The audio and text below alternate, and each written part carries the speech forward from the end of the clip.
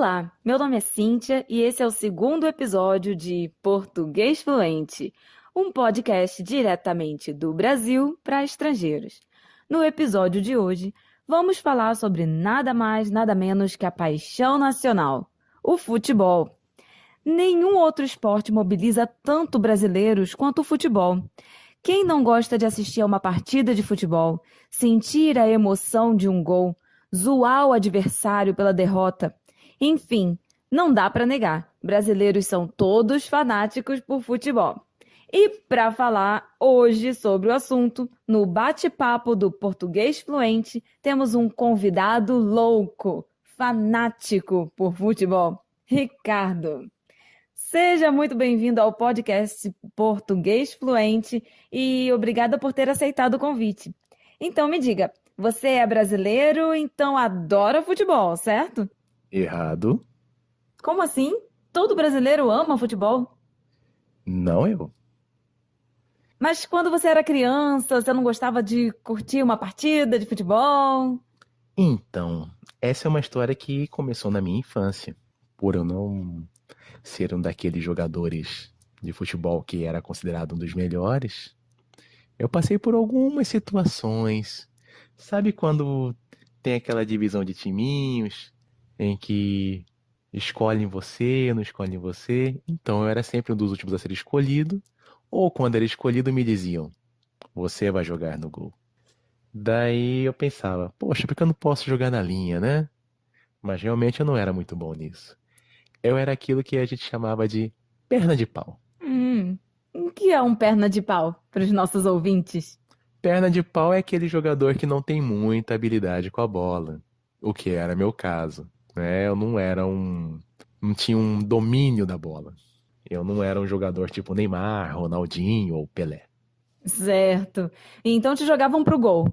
Exatamente. Daí eu já comecei a não ir muito com a cara do futebol. Esse é o Entendi. motivo. Tá certo. Mas quando você era criança, assim, você não gostava pelo menos de torcer pela seleção brasileira durante a Copa do Mundo? Tava o país todo torcendo pelo Brasil. Como que era a Copa do Mundo na sua casa? Bom, tinha uma certa empolgação realmente. Não minha, mas da família, dos conhecidos, colegas, vizinhos. Mas, como não era muito minha praia, eu não me empolgava junto. Uhum, certo. Mas quando tinha jogo da seleção, nós éramos dispensados da escola, lembra? Não tinha aula, o país todo parava para assistir ao jogo. Esse realmente era o único motivo pelo qual eu gostava do futebol. Porque eu não teria que estudar naquele dia, né? Ok.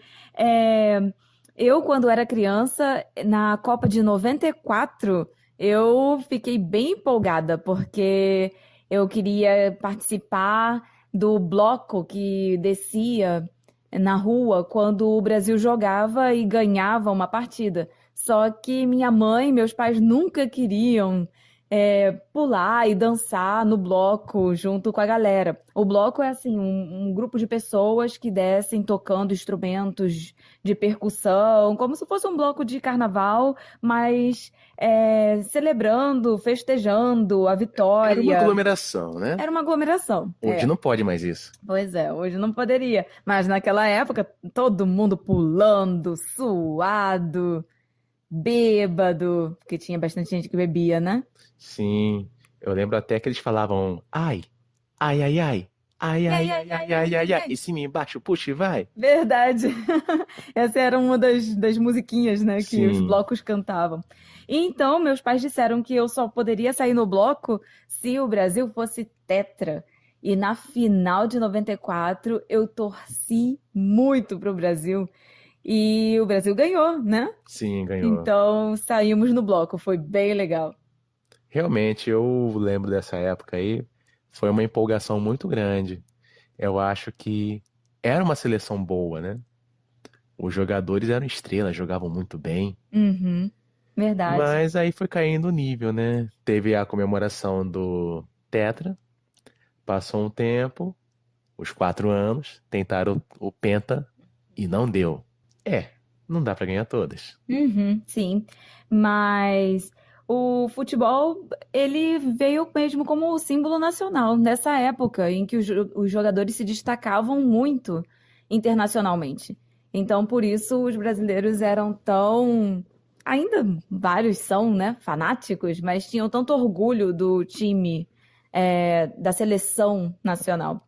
Mas mudando de assunto, uma outra coisa também que me faz lembrar os jogos de infância era o narrador, Galvão Bueno. Ah, Galvão Bueno, que cara chato. Mas assim, um jogo de seleção sem Galvão Bueno não era jogo. Mas é difícil entender a narração, né? O narrador de futebol fala rápido pra caramba. Sim, mas ele até que falava bem, falava muita bobagem, né? Mas era um bom narrador, não dá pra falar que não era. A voz dele se destacava, né? A empolgação dele fazia com que o torcedor acompanhasse os jogos. Uhum. Mas eu não era muito fã dele, não. E tinha mais pessoas que também não eram, né? Tanto que teve uma campanha Cala a Boca Galvão, né? Uhum, é verdade.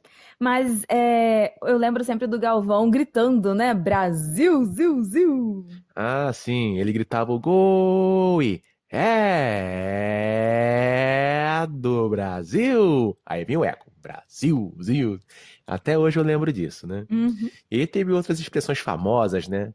Que acho que esse foi o motivo de o pessoal foi perdendo a paciência de tanto que ele repetia, né? Acho que de tanto ele ser repetitivo como sai que é tua, Tafarel. O Tafarel, né? O Tafarel era goleiro naquela Isso, época. na conquista do teto, ele era o Uhum. goleiro. E quando tinha um chute a gol, o Galvão sempre gritava: sai que é tua, Tafarel. Às vezes a bola já parava na mão dele, só com um toquinho ele já gritava, você sai que é tua, Tafarel, desnecessariamente, né? E também teve aquelas expressões que ele usava muito, né? Ronaldinho! Hum? E a última que acho que perturbou muita gente foi ele falar o tempo todo de Neymar. Tudo era Neymar. Minha nossa. Que é verdade. Mas pegando essas expressões, só para vocês notarem que a gente não pronuncia esse L no final das palavras como uma consoante. O som é de U. Então, Brasil, né? Tafarel, gol. Mas, então, gostando ou não de futebol, temos que admitir que o esporte introduziu diversas expressões coloquiais na língua portuguesa. Então, vamos fazer aqui um bate-bola? Pode ser um Um bate-bola. bate-bola com Você algumas fala, expressões. você fala e eu respondo? Exatamente, um bate-bola. Eu falo, você responde. Então, o que que significa bola pra frente? Seguir em frente, né? Você está diante de uma situação, de um obstáculo que fez você parar naquele momento e você desanimou. Aí a pessoa para te animar diz: bola pra frente. Quando que eu uso a expressão show de bola? Ah, show de bola é quando uma coisa foi muito bem feita, que é digna de aplausos. Por exemplo, até a atuação de um jogo. Esse jogo foi show de bola. Aquela apresentação foi show de bola. Esse trabalho foi show de bola. Excelente. Quer dizer excelente, foi maravilhoso, fantástico. Seria nesse sentido. E trocar as bolas? Se eu falo que alguém tá trocando as bolas. Se eu começar a falar de um jogador que não seja de futebol, ao invés de eu falar do Pelé e começar a falar que Oscar é o rei do futebol, aí eu troquei as bolas, né? É confundir, né? E pisar na bola? Pisar na bola é uma coisa que a gente não deve fazer, né? Se você pisar na bola no meio de uma partida, você pode não só perder a posse de bola, como até virar o pé ou torcer, né? Então, se eu falo pisei na bola com alguém. Você cometeu um erro, né? Uhum. Você deu uma bola fora também, que seria cometer um erro. Uhum, mais uma expressão também vinda aí do futebol. Ok, muito bom. Muito obrigada pela sua participação. E espero que a gente possa ter uns bate-papos, outros bate-papos no futuro. Claro, se tiver qualquer convite no futuro, eu tô aqui para isso. Beleza, obrigada, Ricardo. É isso aí. E você? Curte uma partida de futebol? Continuem ligados e inscrevam-se no canal para não perder nenhum episódio. Até mais!